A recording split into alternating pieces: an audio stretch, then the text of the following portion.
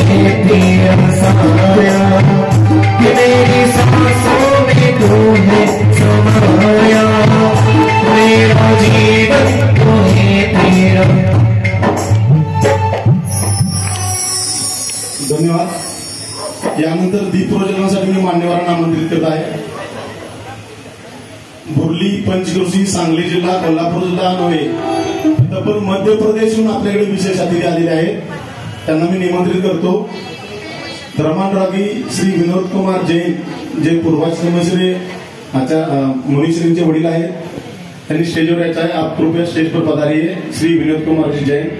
धर्मांतरागी श्री विजय कुमार जैन, जे पूर्वाश्रमी के उनके मौसा जी गुना से आए हुए, कृपया आप स्टेज पर पधारिए। बीना से धर्मांतरागी श्री अनिल कुमार जैन बीना से आए हुए, जो इनके पूर्वाश्रमी के जीजा जी